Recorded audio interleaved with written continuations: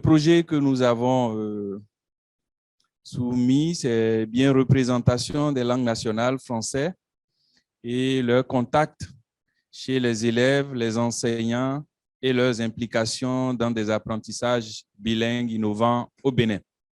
Ce projet, nous avons conduit cela avec une équipe de 4 membres, dont moi-même, ça fait 5.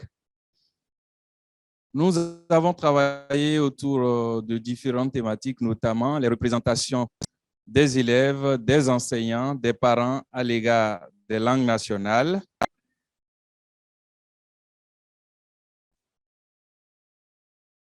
Donc, à ce niveau, qu'est-ce que nous avons fait? Nous avons pris contact avec les différentes cibles afin de recueillir leur représentation à l'égard de l'utilisation des langues nationales et du français. Puis après, nous avons interrogé les cibles sur les contacts de ces différentes langues-là, notamment les langues nationales et le français, et pour voir un peu qu'est-ce qu'ils pensent de ce contact-là et pour aboutir à des enseignements, apprentissages bilingues innovants au Bénin. Et pour réaliser ces différents points, nous nous sommes fixés pour objectif d'abord de mettre en lumière les représentations des élèves en insistant sur leurs sentiments réels, c'est-à-dire attirance ou réticence à l'égard du français ou des langues nationales. Ensuite, nous avons proposé des suggestions d'enseignement du français ou en français, en montrant que les pratiques bilingues participent de l'amélioration des résultats des élèves.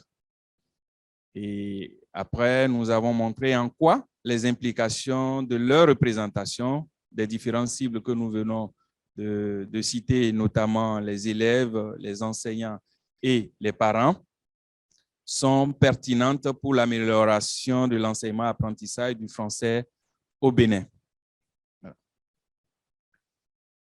Nous avons adopté une démarche dans la réalisation de ce travail-là. La première étape a consisté à définir les critères de choix de nos informateurs et nous avons insisté sur le fait qu'il n'y a pas une distinction de sexe lors du choix de ces informateurs et nous n'avons pas des informateurs clés avec précision pour dire, bon, voilà, c'est ça. Non, nous avons laissé libre cours aux informateurs à travers le critère de volontariat pour le choix de ces différents informateurs-là. Nous rappelons que dans notre démarche, les langues qui sont concernées, nous sommes partis des langues utilisées dans le cadre du projet Élan et nous avons retenu 10 langues, d'accord, et 13 écoles pilotes sur les 50 retenues. Et en plus de ces écoles pilotes, nous avons choisi au hasard 15 écoles de façon aléatoire. Et nous rappelons à ce niveau-là, parlant des écoles pilotes, évidemment, le projet Élan a été suspendu depuis 2018 au Bénin. Au niveau de l'étape 3, nous avons retenu dans le cadre de l'observation des pratiques de classe, nous avons retenu 4 disciplines, notamment le français, la mathématique, l'ES moral et le dessin. Et au niveau de la suite de notre travail, nous nous sommes intéressés à l'analyse critique des documents didactiques élaborés dans le cadre du projet Élan au Bénin. La suite, bien avant, voilà, nous avons également élaboré des questionnaires qui nous ont aidés à la collecte des données en insistant au niveau des élèves sur les classes de CM1, CM2 parce que nous nous sommes dit à ce niveau, c'est quand même des enfants un peu plus grands et capables de pouvoir dire clairement ce qu'ils ressentent, ce qu'ils veulent. Voilà, ce qui a... Maintenant, aucun travail ne se fait sans difficulté, hein. Évidemment, nous avons rencontré quelques difficultés. D'abord, difficultés administratives. Difficultés administratives, nous n'avons pas eu de réponse rapide par rapport à notre autorisation pour la collecte des données. Nous avons dû, pour ce faire des va-et-vient au ministère de l'enseignement primaire pour pouvoir décrocher cette autorisation-là. Au niveau de toujours des directeurs d'école auprès de qui nous devons d'abord nous annoncer pour la collecte des données une fois sur le terrain. Là aussi, nous avons noté des réticences. Il fallait d'abord prendre contact avec les référents pédagogiques de la zone avant de pouvoir collecter. Donc, nous avons trouvé des stratégies en appelant préalablement ces référents-là avant d'aller vers les directeurs d'école qui finalement nous ont permis de collecter les données. Voilà. Donc, au niveau des solutions trouvées, je l'ai annoncé, réponse tardive des autorités, donc des allers-retours incessants au ministère, éloignement des responsables de zones pédagogiques. Nous avons dû prendre les contacts très rapidement pour les appeler préalablement avant d'être sur le terrain. Pour ce qui est de la réticence des directeurs d'école, nous sommes lancés dans un exercice pédagogique d'explication pour leur faire comprendre la pertinence du travail que nous conduisons.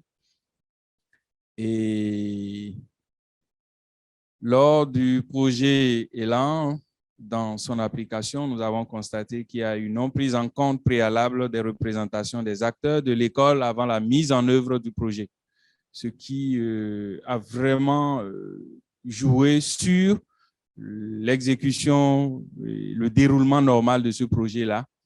Et on a eu des vidéos que nous avons partagées avec l'équipe d'Apprendre où les directeurs d'école expliquaient que, évidemment, les parents sont réticents et qui disent, bon, voilà, ils ont envoyé leurs enfants à l'école pour apprendre le français et non pour apprendre la langue maternelle, pas parce qu'ils sont en fait contre le fait qu'on enseigne, mais ils se disent dans un environnement où la langue pour obtenir un travail, c'est le français, qu'ils ne comprennent pas, qu'on ne leur explique pas les raisons qui justifient le fait qu'on introduise les langues nationales aux côtés du français. Les conclusions de notre recherche, première étape, c'est que les élèves ont une représentation positive quant à l'utilisation conjointe du français et des langues nationales pour leur expliquer les leçons et les exercices. Les élèves que nous avons interrogés sont vraiment d'avis qu'on utilise leur langue maternelle pour leur expliquer les exercices, les leçons lors de l'enseignement-apprentissage.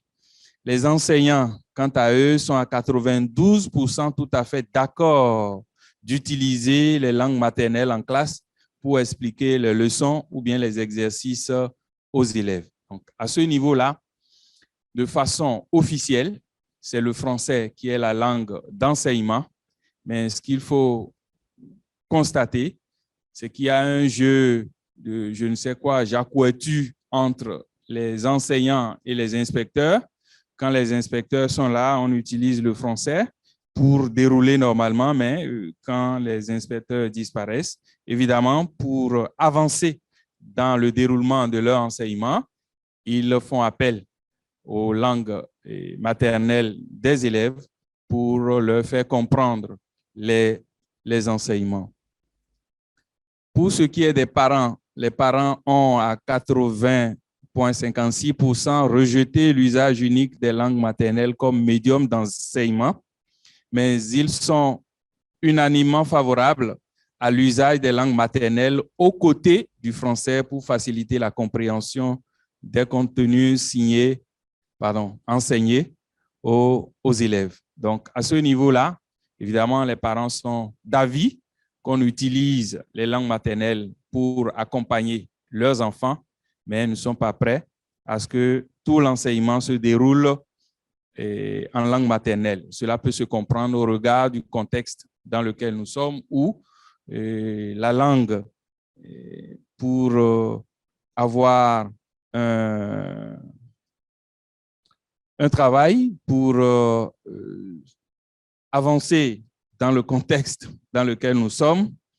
Donc, ils ont besoin forcément de cela. Par contre, au niveau, quand nous avons questionné les documents élaborés dans le cadre du projet Élan, précisément, nous sommes partis de l'exemple des documents conçus pour l'enseignement de la langue Yoruba. Nous avons relevé des incongruités dans les manuels scolaires conçus dans le cadre de ce projet et qui ont handicapé les processus d'enseignement-apprentissage bilingue dans les écoles pilotes. Là, dans le document que nous avons, la publication que nous avons faite après le déroulement du projet, nous avons relevé quelques incongruités à ce niveau-là. Et je voudrais rappeler que pendant le déroulement du projet encore, je me rappelle, nous avons envoyé entre-temps un courrier au niveau du ministère des Enseignements maternels et primaires. C'était au temps du regretté ministre Nda. Et nous avons formé une délégation de 3 personnes, notamment le regretté professeur Yahi Olabi Joseph, le professeur Akani Mahmoud Igué et moi-même. Nous étions allés au ministère leur présenter donc les difficultés des enseignants, les incongruités relevées au niveau des documents et l'équipe de 3 personnes que je viens donc de citer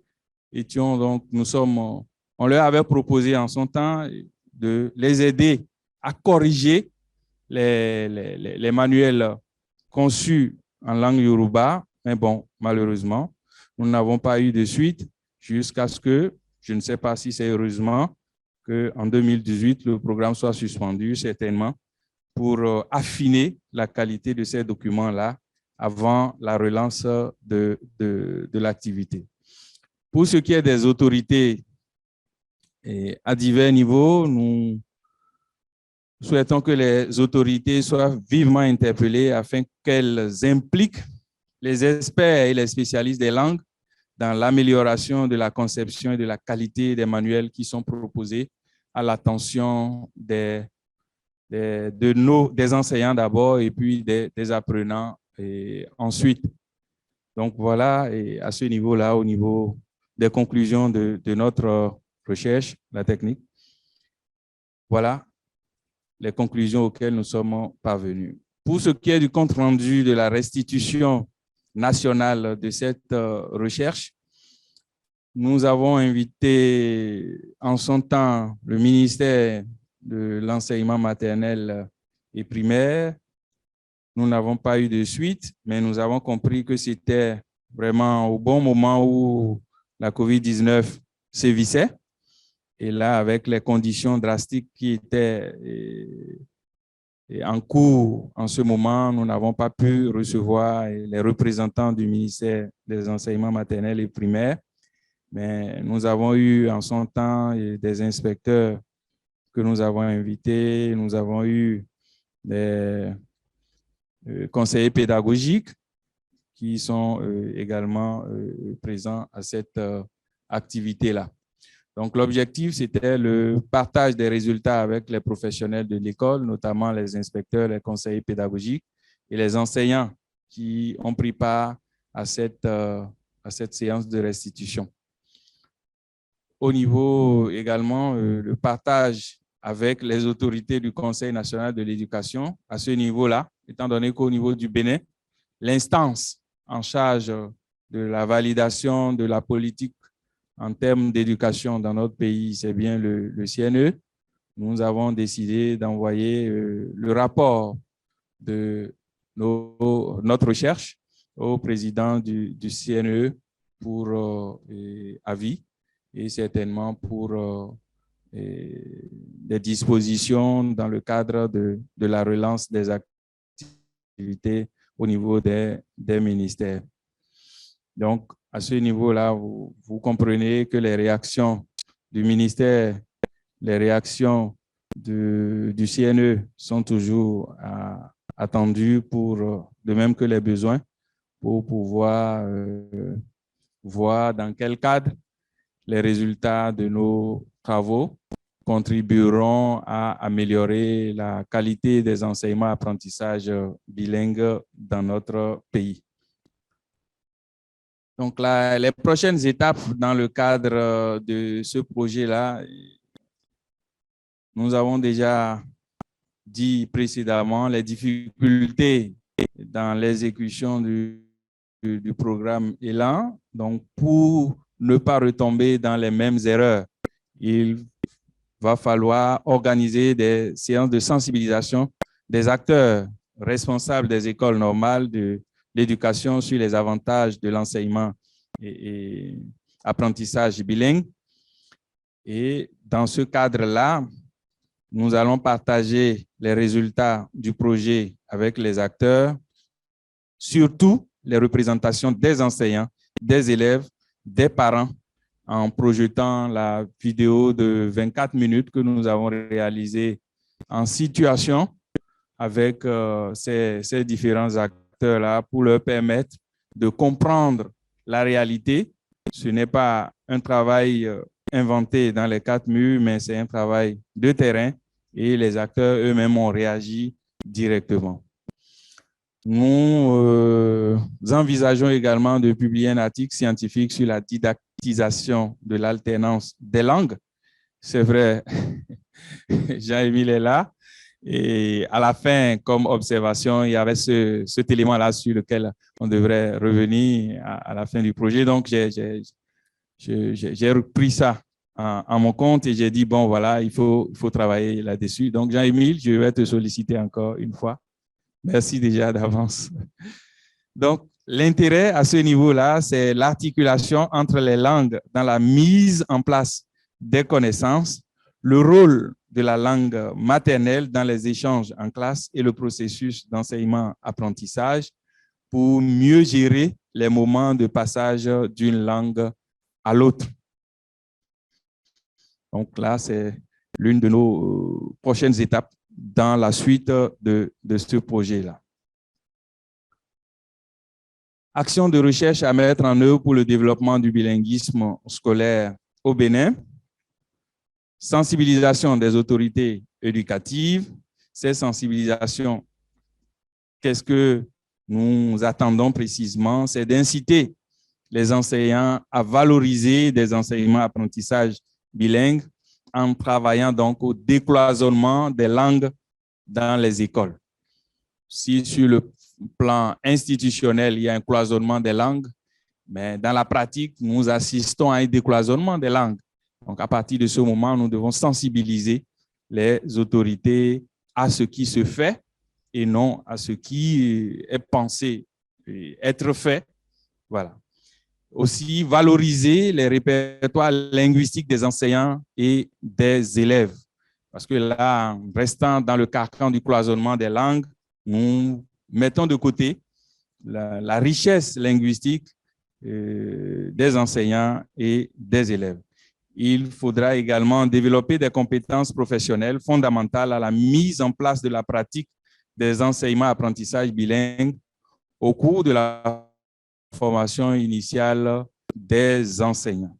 Donc, nous n'allons pas attendre que la formation commence, l'utilisation des deux langues commence pour réfléchir à comment procéder, mais déjà, à partir de la formation initiale des enseignants, demander introduit dans leur formation cette pratique-là pour que, une fois en classe, que cela soit plus aisé dans le déroulement. Au niveau des parents, faire comprendre aux parents la pertinence des enseignements apprentissage bilingue dans l'amélioration des résultats scolaires de leurs enfants. Parce que là, sans ce travail préalable, j'avoue, nous allons tomber dans un al et de reprise en reprise de ces activités-là. Donc voilà, au niveau de la sensibilisation des parents, ce qu'il faut faire. Voilà. Donc voilà, chers participantes, chers participants, la synthèse des travaux que nous avons conduits. Je vous remercie. Merci beaucoup, professeur, pour cette présentation de vos résultats de recherche. Comme vous le savez, nous avons un peu de retard sur le programme, donc je demanderai, et j'en suis désolé, au prochain porteur de projet d'être un peu plus concis, malheureusement, dans la présentation de vos résultats. Je vais laisser maintenant la parole au professeur Gombert, hein, qui pourra présenter un peu l'encadrement et les suites éventuelles, hein, pour les résultats. Merci. Je vais essayer d'être concis aussi, puisqu'effectivement, il faut qu'on...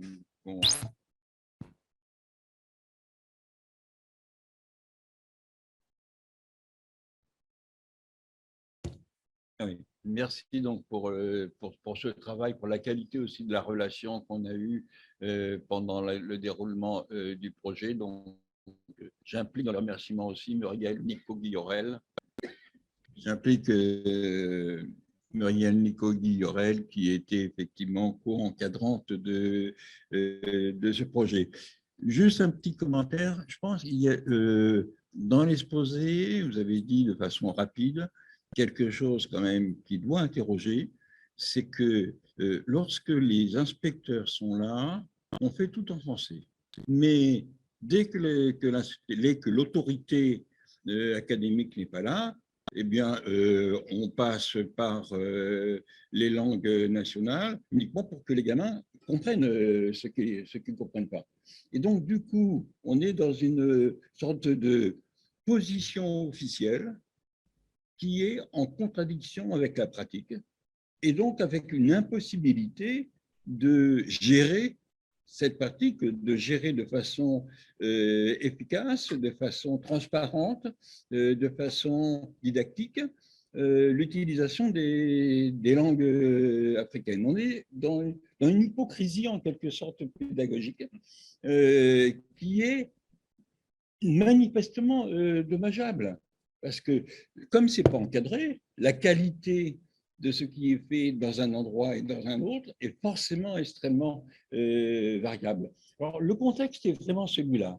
Alors, vous faites un travail qui est important déjà sur les représentations. Vous avez surtout travaillé sur les représentations et qu'est-ce qu'il en ressort donc auprès des élèves, auprès des parents, auprès des enseignants, c'est qu'il y a entre 80 et 90%, ça dépend des publics, qui, sans remettre en cause la position centrale du français comme support d'enseignement, qui affirment que l'introduction de langues, je dirais de langues comprises par les élèves, serait quelque chose de positif.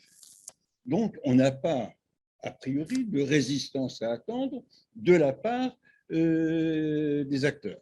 Donc maintenant, il faut prouver que ce sera efficace. Donc, il y a le travail déjà qui a été fait sur les recommandations, c'était indispensable. Il va falloir aussi qu'il y ait, mais c'était prévu, mais à cause de la pandémie, ça n'a pas pu être fait, qu'il y ait des observations dans les classes pour voir effectivement comment ces choses sont conduites. Il va falloir aussi, à mon avis, ne pas se suffire des questionnaires, puisque quand on travaille avec des questionnaires, du côté des parents, on limite le public en quelque sorte. C'est le public qui peut répondre à des questionnaires. Donc, il était prévu aussi des entretiens, il va falloir les mener. ces entretiens pour avoir un échantillon, je dirais, plus proche de l'ensemble de la population de ce recueil des représentations. Et bien entendu, il va falloir faire des mesures de l'efficacité. Mais tout ça, ça a un préalable. C'est que tout ce travail sur l'introduction des langues africaines ne soit plus un travail clandestin. Il faut passer de l'informel au formel. Et quand on passe au formel, on peut encadrer les choses de façon satisfaisante. Juste un détail, vous avez travaillé sur l'analyse des manuels en Yoruba. Pas sur les 10 langues, juste, donc il faudra faire le travail sur les autres langues. Mais déjà, ce travail montre que ces manuels sont, je dirais, imparfaits, il y a des erreurs de langue.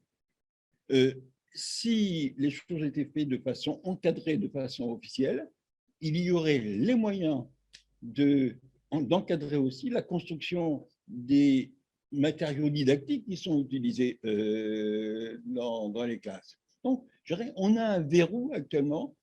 Il faut convaincre en quelque sorte de la nécessité de lever ce verrou de l'officialisation, de la possibilité de faire des enseignements, de supporter l'enseignement par le recours aux langues nationales dans les classes. Si cette officialisation est faite, là, il y a les moyens peut-être de, par des instructions, que les inspecteurs ne soient plus dans des attitudes d'interdiction et que les formateurs de formateurs, aussi bien en école normale qu'en formation continue, puissent se saisir de la façon dont, didactiquement, il faut procéder. Voilà les remarques, les commentaires que je voulais faire, tout en vous félicitant quand même de ce travail, très sincèrement, dans des conditions, vous l'avez à peine abordé, mais dans des conditions qui étaient, à cause de la pandémie, des conditions extrêmement difficiles. Merci. Merci beaucoup, professeur, pour ces commentaires et recommandations. Je crois que nous avons déjà des questions en ligne, peut-être, mais j'allais laisser la parole peut-être au ministère et aux représentants du ministère du Bénin suite à cette présentation. S'il vous plaît.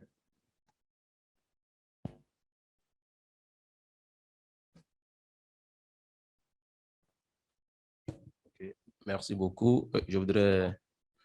Bonjour mesdames et messieurs, je voudrais très sincèrement remercier Monsieur Adjeran et son équipe pour le travail qui a été fait et qui, de mon point de vue, est en parfait accord avec une évaluation qui a été faite par le ministère des Enseignements maternels et primaires aussi au Bénin. Je voudrais juste ajouter que, en dehors des raisons évoquées par l'équipe de recherche, c'est-à-dire la non prise en compte de la représentation des parents d'élèves, la qualité médiocre des documents qui sont élaborés. Il y a également la non-disponibilité et la distribution tardive des documents, des intrants pédagogiques dans les écoles. C'est-à-dire que si vous étiez allé faire ces études-là au moment où le programme était encore en plein dans les classes, vous constaterez que parfois les documents de travail, les manuels qui doivent parvenir, les manuels dont vous parlez là, ne viennent pas au moment où les enseignants en avaient besoin pour faire le travail. Et parfois, ça n'existe pas jusqu'à la fin de l'année, en dehors de la qualité médiocre des documents. Mais il y a également que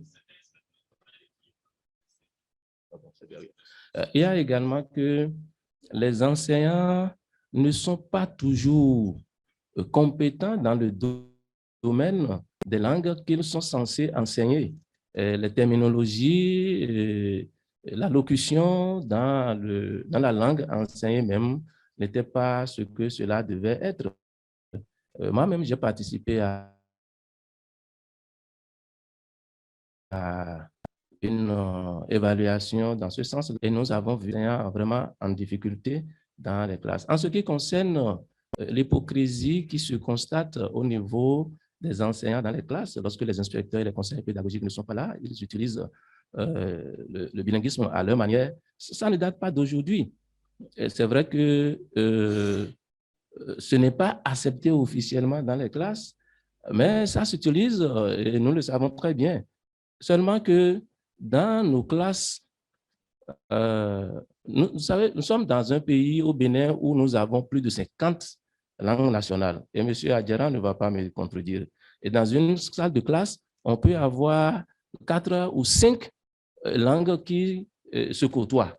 Et dans quelle langue le maître va faire cette explication-là pour que, utilisant la langue nationale pour expliquer une leçon en français, va profiter à tous les élèves? C'est-à-dire c'est une thématique qu'il faut encore remettre sur la table pour mieux réfléchir à la question du bilinguisme dans ces conditions-là dans notre pays au Bénin. De toutes les façons, je me retrouve parfaitement dans l'équipe qui est faite et ce sont toutes ces difficultés-là qui ont fait que nous avons dit qu'il vaut mieux suspendre le projet pour mieux réfléchir à sa reprise, pour qu'on puisse vraiment profiter de ces apports de bilinguisme pour que l'enseignement se porte mieux au Bénin, puisque nous aspirons tous à une bonne qualité de l'éducation. Je vous remercie et c'est ce que je voudrais ajouter pour l'instant.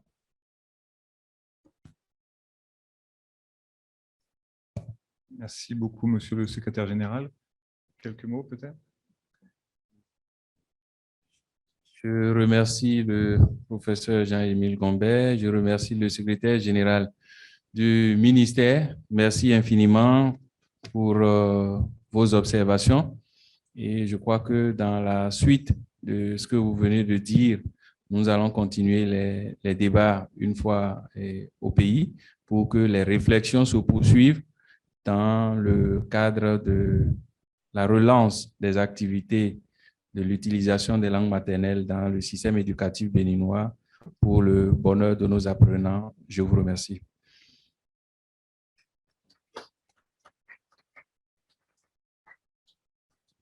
Oui. Peut-être avant de passer à la deuxième présentation, nous avons déjà une question donc, via Internet. Et si d'autres personnes souhaitaient intervenir dans la salle, n'hésitez pas à vous manifester. Nous avons une question en ligne qui vient de M. Jean-Yves Cohen du Comité syndical francophone de l'éducation et de la formation, qu'il demande, je vais lire sa question. Je suis étonné des difficultés d'avoir les autorisations du ministère pour collecter les données ou entrer dans les établissements scolaires. Est-ce qu'il y a une réticence des autorités sur les recherches menées? Merci. Je réponds en même temps. D'accord, donc à ce niveau-là, je ne crois pas qu'il y ait une réticence des autorités béninoises à nous permettre d'aller collecter les données. Mais vous savez, au niveau des ministères, il y a plusieurs courriers qu'ils reçoivent. Donc, le temps de traiter ces courriers, ça met un temps parfois long. C'est ça qui a justifié cela. Et à force de les relancer à chaque fois, d'aller et demander au niveau du secrétariat la suite donnée à notre courrier, ça a fini par déclencher l'obtention de l'accord. Donc, ce n'est pas une réticence en fait, je mets ça dans la lourdeur administrative, c'est tout. Voilà. Si vous voulez, est-ce que je peux dire un mot? Je voudrais également, M. Adjaran dit que ce n'est pas de la réticence, mais ça dépend également du canal par lequel on a pris pour avoir l'autorisation. Parce qu'il arrive des fois, et je crois que M. Adjaran connaît très bien M. Aka, il arrive quelquefois où lorsque le courrier est en train de faire son parcours par le secrétariat particulier à aller au ministre, à rédiger une autorisation, moi j'appelle directement les directeurs départementaux à qui je dis faciliter l'entrée dans les écoles aux chercheurs et cela se fait. Parce qu'au Bénin, vous ne pouvez pas entrer dans une école sans y être autorisé par les directeurs départementaux, les chefs de circonscription scolaire. Donc, c'est ça qui fait la difficulté de certains chercheurs lorsqu'ils déposent les autorisations directement au ministre pour qu'on leur donne un retour par écrit. Je vous remercie.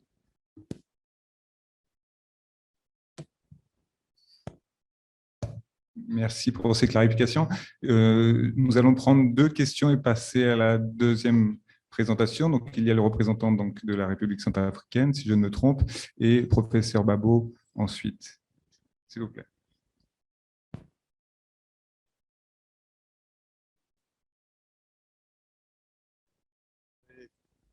Féliciter l'équipe du Bénin pour ce travail.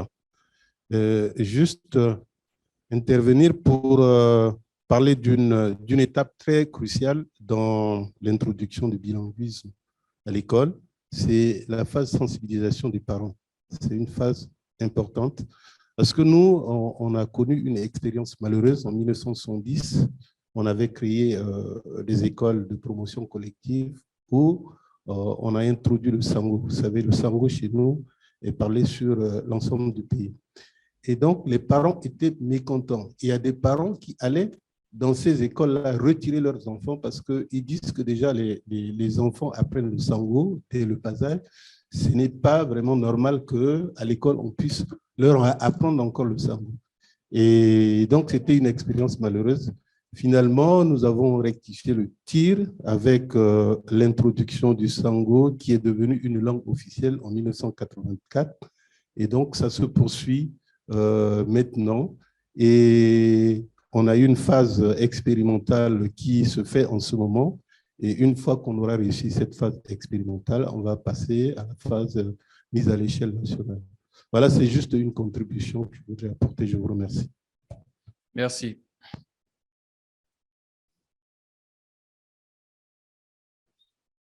Professeur Babo, s'il vous plaît. Après, on passera à la deuxième présentation. Oui, merci pour la présentation de votre projet, vraiment très intéressant. Je voudrais faire une petite remarque et puis, je vais faire 2 remarques en réalité. La première, dans votre méthodologie, vous avez dit que vous êtes allé dans 13 écoles pilotes et dans 15 écoles classiques. Ça pourrait être intéressant, on n'a pas le temps maintenant, mais ça pourrait être intéressant, notamment pour la publication que vous prévoyez, de voir s'il y a des différences au niveau des représentations entre ces 2 types d'établissements. Et puis, ma deuxième remarque, il me semble qu'au-delà de la question des représentations, il importe maintenant de faire une étude très concrète sur les langues comprises par les élèves et les langues comprises et parlées par les enseignants. J'ai eu l'occasion récemment de participer à une recherche de terrain au Tchad, où on est concerné également par la question du plurilinguisme. Et puis, il y a un discours qui est « oui, mais il y a beaucoup de langues, on n'est pas sûr que les élèves comprennent ». Et donc, en fait, j'ai participé à ce projet dans lequel on demandait concrètement quelles étaient les langues comprises par les élèves. Je dis bien les langues comprises, pas les langues parlées. L'élève, c'est déjà important qu'il comprenne ce qu'on lui dit. Et on s'est rendu compte, donc pour l'instant, on a fait seulement la première phase, qui est une phase qualitative, qui va ensuite passer à plus grande échelle. Dans tous les établissements où nous sommes allés, c'était dans 2 provinces, on s'est rendu compte qu'il y avait toujours au moins une langue commune entre les élèves et l'enseignant. Alors qu'on n'était pas du tout sûr de ça au départ. Au départ, on se disait, bon, il faut faire l'état des lieux. Et en faisant l'état des lieux, dans cette étude qualitative, encore une fois, bien sûr, à assez petite échelle, mais c'est quand même intéressant de voir que l'étude qualitative est venue complètement à l'encontre des représentations qu'on avait. Dans ces écoles où on est allé, il y avait toujours au moins une langue commune entre l'enseignant et les élèves. Donc, ça peut être intéressant de tester ça également au Bénin. Merci, madame. Je crois que là, les études linguistiques sur cette question-là ont été déjà faites au niveau du Bénin. Et on peut s'appuyer sur ces études-là dans le cadre de la réintroduction des langues nationales dans le système éducatif et également pour la prise en compte du plurilinguisme au niveau de… Oui, je vous écoute. Non, je ne voulais pas vous couper la parole, je faisais un petit signe pour dire que j'allais juste rajouter quelque chose. Il ne s'agit pas de faire dans ce que je dis, il ne s'agit pas de faire des études linguistiques sur les langues parlées dans telle ou telle zone. Il s'agit d'aller dans les écoles et de voir quelle langue les élèves d'une école donnée comprennent. Ce n'est pas tout à fait le même principe que ces études linguistiques qui ont été faites. Et là, je ne dis plus rien. Désolée. D'accord, merci beaucoup. Merci, vos observations sont prises en compte dans le cadre des travaux à venir et qui vont nous permettre certainement d'affiner, comme je le disais tantôt, l'introduction des langues nationales dans le système éducatif au Bénin. Merci beaucoup.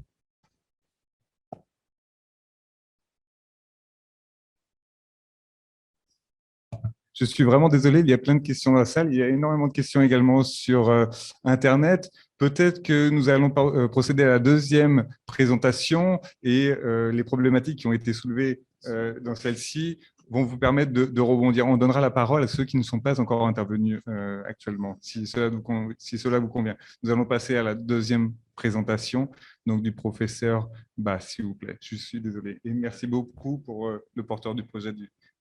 Merci infiniment à tous.